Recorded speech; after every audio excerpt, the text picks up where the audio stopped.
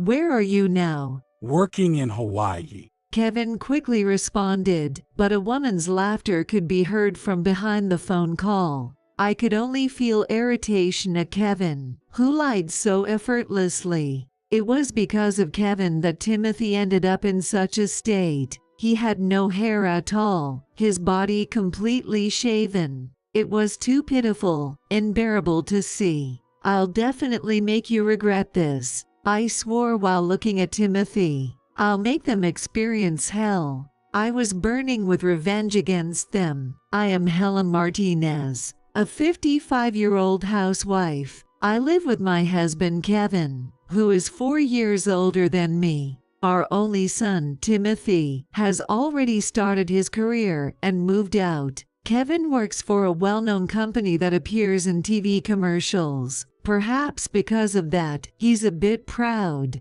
I work at such a big company, busting my butt for you guys. You should be crying with gratitude. That's Kevin's favorite saying. In his view, those who work outside are superior, and those who stay at home are inferior. Because of this, I feel diminished whenever Kevin is around. I worried that Timothy might inherit Kevin's personality, but those fears were unfounded. Timothy grew up well and turned out to be a good kid. He has a bright and honest nature. His honesty makes him easy to deceive, which is his only flaw, but I love my kind-hearted Timothy. Recently, Timothy brought some wonderful news. He's getting married to a young woman named Fiona. They're expecting a child and decided to get married. The dual joy of Timothy's marriage and the baby filled me with happiness. I haven't met Fiona yet, but she's the girl Timothy chose. I want to warmly welcome her as a member of the Martinez family. If Fiona struggles with childcare after birth, I plan to help out without being too intrusive. Just as I was thinking this, Timothy made an unexpected request. He asked to live with us. Are you really saying you want to live at our place for a while? When I asked Timothy in surprise, he nodded seriously. Yeah. Fiona is feeling anxious about raising the child. It's her first time, so it can't be helped. It would be great if you could help support us, Mom. Fiona's parents live a plane ride away, so it seems impossible for her to go back to her hometown. That's why the idea came up that they could live with us for a while. However, for Fiona, raising a child in her in-laws' home might be uncomfortable. Is Fiona okay with that? I asked Timothy, feeling anxious. Normally, living with in-laws right after giving birth would make one feel uneasy. Then Timothy laughed and said, Actually, it was Fiona's idea, so it's fine. Besides, she wants to get along well with you, Mom. If that's what she wants, then it's okay. If it's Fiona's wish, there's nothing more to say. Plus, I have experience with raising children, so I should be able to support Fiona. But I wasn't sure what Kevin would say. There might be a chance he would oppose it. If so, only I could protect Fiona and the upcoming baby. So, no matter how much Kevin would oppose, I was determined to do my best. But ultimately, when I mentioned it to Kevin, he didn't object. Why not? I'm all for having a young woman in the house. I'm tired of seeing the same old face. His words were harsh, but at least he wasn't opposed to the idea. I breathed a sigh of relief, and then a month passed. Timothy brought Fiona home. Of course, Fiona was cradling their newborn baby in her arms. We'll be staying here for a while, about 3 months, until things settle down, and then we might go back to our apartment. Timothy spoke to us. I was listening with a smile, but when I looked at Fiona, I was at a loss for words. Nice to meet you. This is Mary.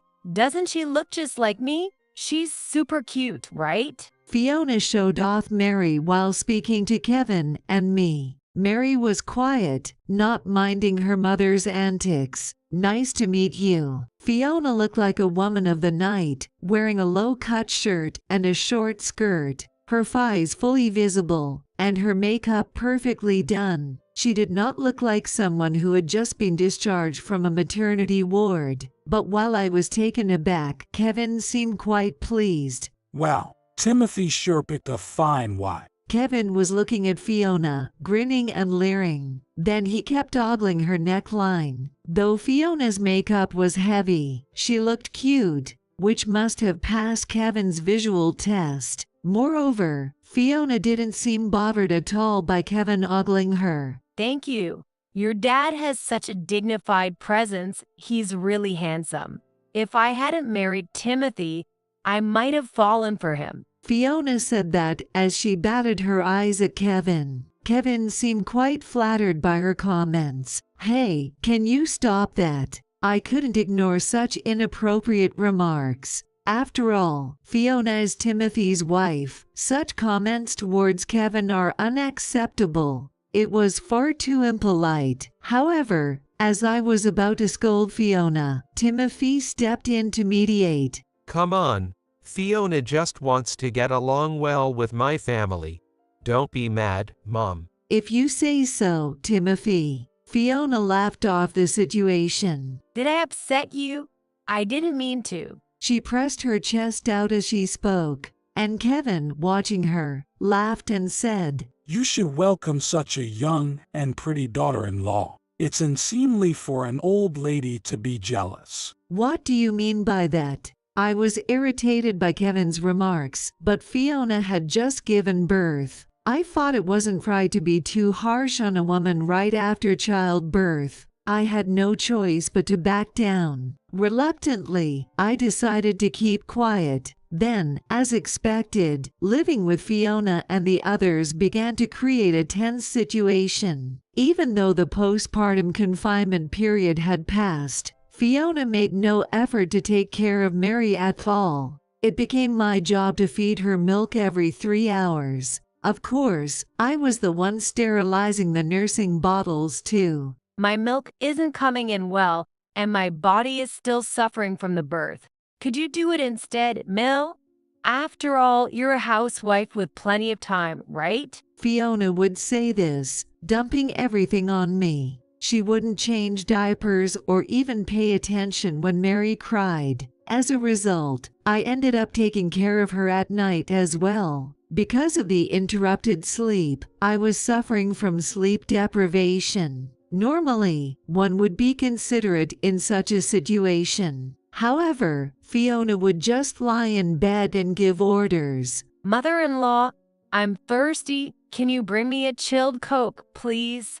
Make sure it's ice cold. In Fiona's hand was a bag of potato chips. The sheets on the bed were greasy and dirty, presumably where Fiona had wiped her chip-soiled hands. Sighing, I reprimanded Fiona. Fiona, please, enough is enough. Taking care of Mary is also a mother's duty. And since your confinement is over, you should start getting up and moving around. I told her sternly. Fiona's behavior was too much to ignore. Then Fiona's eyes welled up, and she began to cry. Mother-in-law, that's so mean. Timothy is so busy with work, and I can't rely on him. If Timothy came home earlier, I wouldn't have to ask you. Fiona sobbed pitifully. Indeed, Timothy had been working late recently due to overtime. He works for a small company and had taken time off for the birth. Surely, the backlog from that time is affecting him now. But that was to consider Fiona during her childbirth. And this was her response to Timothy's efforts at work. What a truly unbelievable daughter-in-law. I looked at her coldly as I said that to myself. Just then, I'm home. Kevin came back. Without hesitation, Fiona rushed to embrace him. Dad, Mom's being awful. She's ordering me to move around when I'm not feeling well. I'm sad. Then, with teary eyes, she looked up at Kevin. To say such things to Fiona, that's just low. Kevin was completely smitten with her. He glared at me as I held Mary. You should be more considerate of Fiona. She's clearly suffering.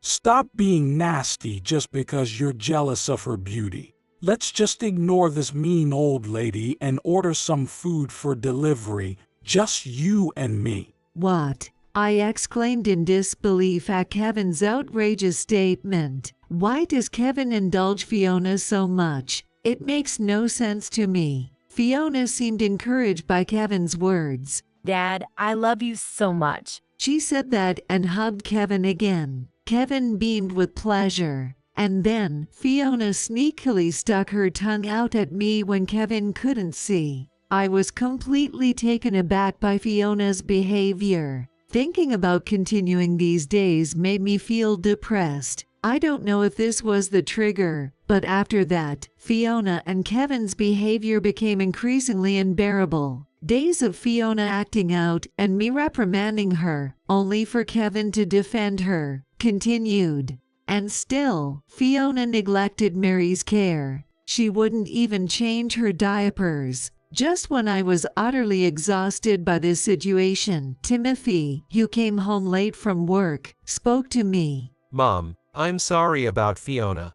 I wish I could come home from work earlier and help more with Mary. Timothy looked so sad as he spoke, and it pained my heart. Timothy is not to blame. Even though he always comes home late from work, he takes care of Mary. Sometimes he goes to work on almost no sleep. Timothy felt terribly guilty, though he was not at fault. Then Timothy hesitantly began to speak. It's also my fault that Fiona is so attached to Dad. What do you mean? I furrowed my brow and asked Timothy. His face grew even more pained. Fiona wanted to marry a man with a high income, but I wanted to marry Fiona so badly that I told her. My dad works at a big company. I think Fiona's real target was Dad. What are you saying? I turned pale at Timothy's revelation. Fiona is still in her 20s, but Kevin is almost in his 60s. Though it was hard to believe, Timothy's expression was serious. Given Fiona's behavior, it was likely the truth. As I struggled to find words to respond, Timothy gave a pained smile. I'll try to convince Fiona to leave by next weekend. We've been imposing on you for 2 months already. So, Mom, I'm sorry, but can you bear with this a little longer? All right. I can't imagine Fiona will just smoothly move out next weekend, given her current state. She's been all over Kevin, trying to impress him. But Timothy looked so distressed that I couldn't push the conversation any further. So, I had no choice but to endure it. A few days after that talk with Timothy, I decided to go to the beauty salon for the first time in a long while. After this salon, I planned to go shopping. Fortunately, Timothy had the day off from work and could take care of Mary. Even Fiona, unusually, spoke with a smile. You've been under a lot of stress all this time. Please take this opportunity to relax. Perhaps Fiona had a change of heart. Kevin also approached me with a smile. You're always working so hard. Go buy something nice for yourself. He handed me a crumpled $10 bill as he said that. I had been neglecting my own needs because of caring for Mary lately. Excited for some alone time, I set out to enjoy my day. Later, I fully enjoyed my time to myself, and in the evening, I returned home after finishing at the beauty salon and shopping. I even bought souvenirs for the welcoming family. For Kevin, I bought some sweets with the $10 bill he gave me. He would surely be pleased. Yeah, I'm home. I cheerfully opened the door, but the house was eerily silent. Oddly, only Timothy's shoes were there. Where is everyone? Kevin, Fiona. As I apprehensively approached the living room, I was met with a shocking sight. Timothy, what happened to your hair? For some reason, Timothy had shaved his head and was sleeping, holding Mary. His eyes looked swollen as if he had been crying, and even his eyebrows were shaved. When I shook Timothy in a semi-panic, he eventually opened his eyes. Oh, Mom. When Timothy opened his eyes, they were bloodshot, clearly from crying hard. I turned pale. What happened? Where are Kevin and Fiona? I asked desperately, and Timothy looked like he was about to cry again as he spoke. Fiona screamed at me. It's your fault I'm suffering like this.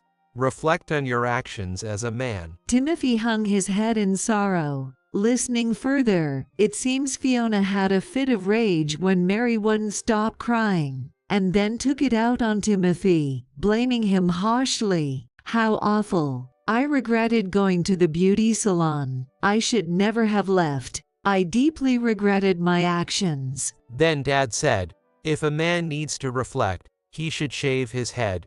He brought out the clippers and forcefully shaved me. It appears Timothy tried to resist, but it was difficult being outnumbered 2-1. He was held down, powerless to stop them. Frustrated, I inadvertently bit my lip. In the end, Timothy was shaved completely, and the satisfied pair, Fiona and her accomplice, had apparently gone somewhere. Hearing Timothy's story filled me with immense anger. I immediately called Kevin. Fortunately, the call connected right away. Where are you? I managed to contain my anger as I asked him. Kevin just laughed carelessly. On a business trip in Hawaii. He answered quickly, but I could hear a woman's laughter in the background. I was so irritated with Kevin for lying so casually. It was his fault Timothy ended up like this. Fiona was equally despicable. Timothy was completely bald, with all his body hair shaved off. It was truly too pitiful to behold.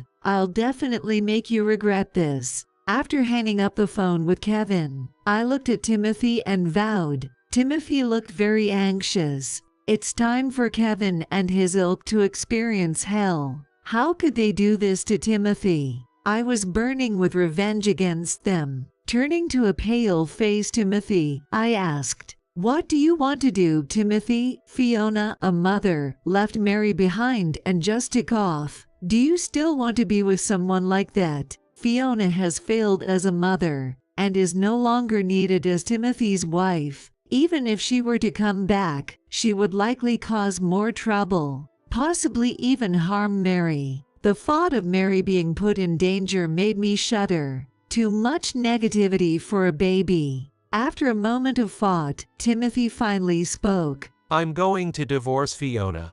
I've always felt inadequate because my salary was low, but I can't risk putting Mary in danger anymore. It seems this incident had deeply affected Timothy as well. At this point, there's nothing left to do but fight back thoroughly. I smiled and said to Timothy, "That's right, so I'll divorce Kevin too, and the three of us will leave this house." Mom. Tears were streaming from Timothy's eyes. I can only imagine how hard it was for him until I got back. Shortly after, I hugged Timothy and we both cried. Then, 2 weeks later, I received a call from Kevin on my cell phone. He kept calling even though I ignored him. Reluctantly, I decided to answer, but maintained a brusque demeanor. "What do you want?" Kevin sounded panicked. Hey, what happened to our house? What's going on? I could hear a woman screaming in the background.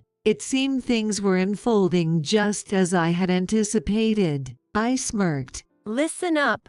I've come back from Hawaii, and our house is gone. Where did you take Timothy and Mary? Fiona screamed into the phone. It turned out that the laughter I had heard during that call with Kevin was indeed Fiona's. Hey, keep quiet for a second. Kevin, flustered by Fiona's screaming, started trying to stop her. He probably still thought he could deceive his way out of this. I found their exchange amusing. "Oh really? You said you were away on a business trip. Took your son's wife on vacation. Huh? How could you do that with little Mary still so small?" I then deliberately spoke in an accusing tone to make them feel guilty. Kevin fell silent, having been hit where it hurt, but Fiona responded differently. What?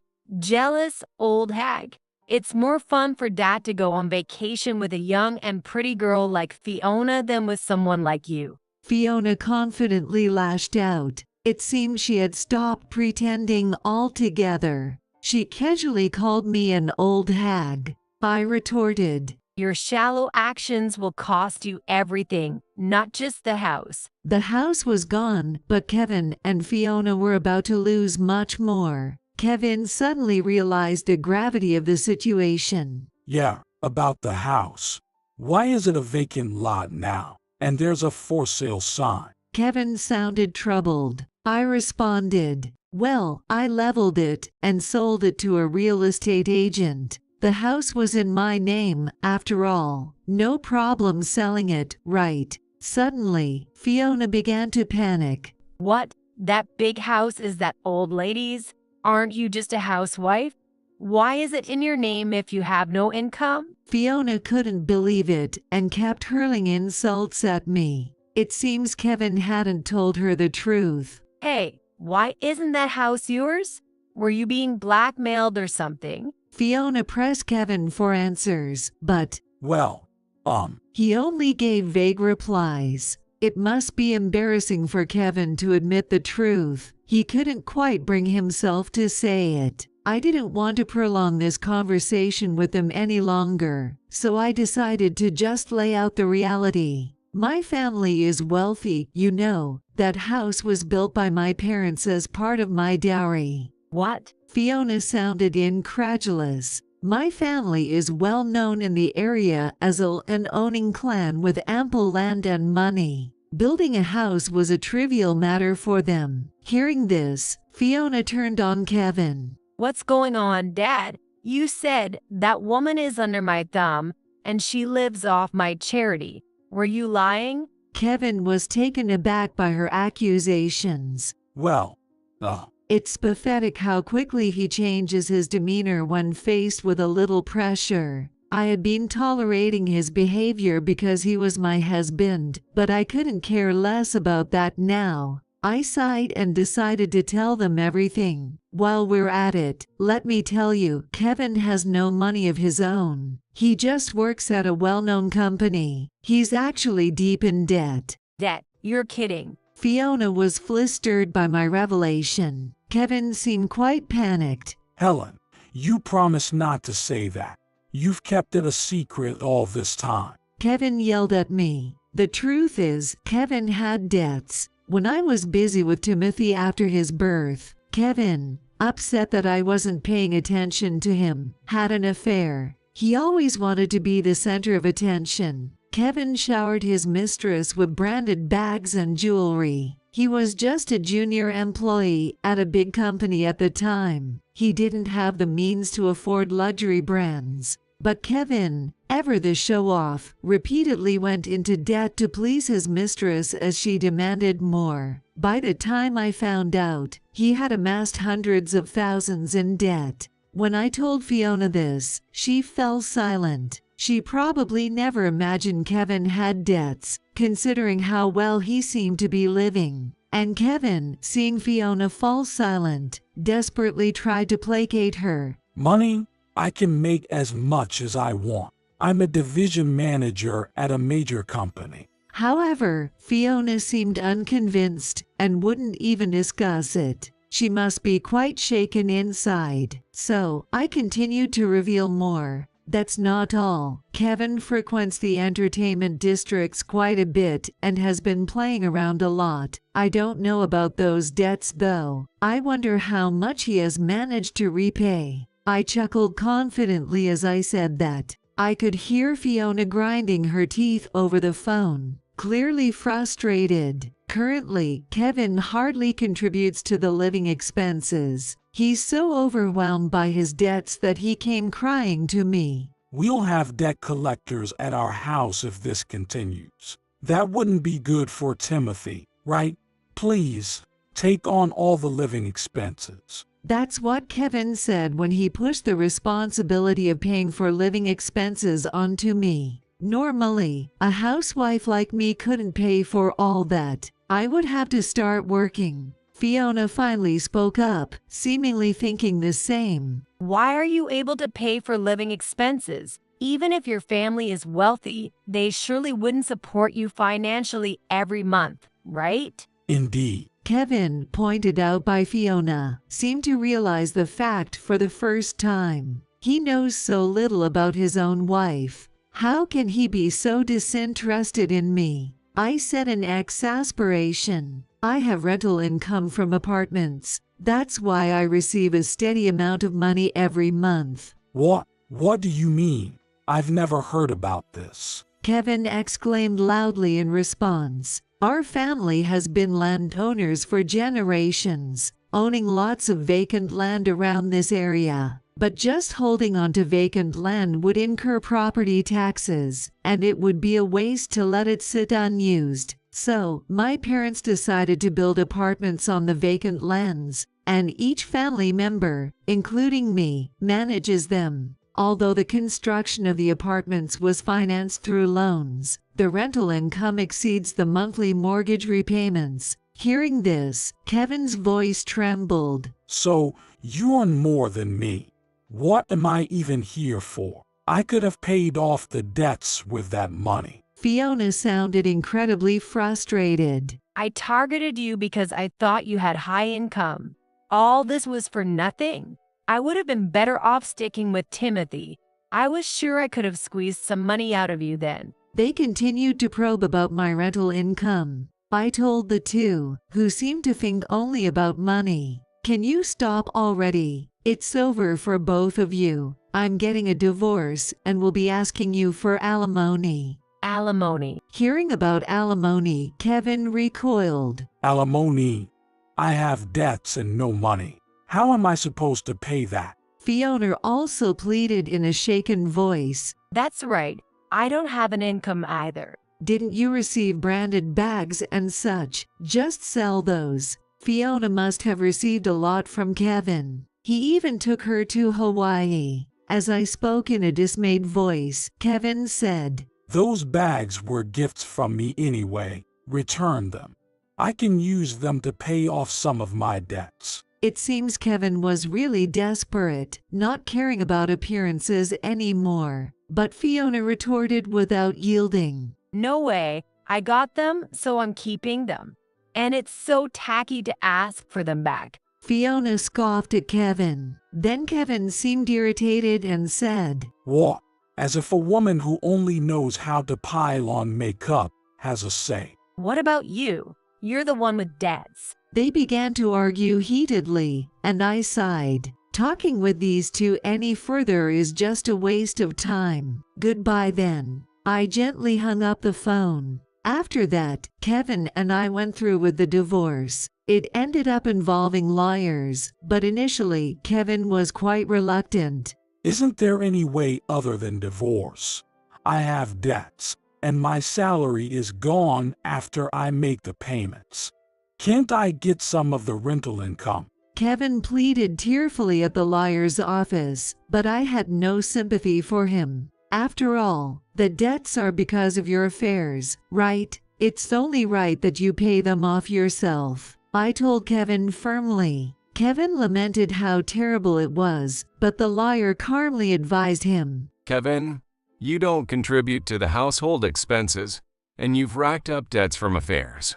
You haven't been involved in housework or raising Timothy either. What exactly have you been doing for your family? Challenged sternly by the lawyer, Kevin fell silent. He usually acts big around me and Timothy, but he's quiet in front of someone authoritative like a lawyer. I really think Kevin is a small man. Unable to say anything more, Kevin ended up signing the divorce papers as the lawyer suggested. Right after Kevin signed, I handed him a document. Looking at the document, Kevin was shocked. What is this? I responded calmly. It's the claim amount for alimony. Kevin slammed the table in anger. What is this amount? It's too high.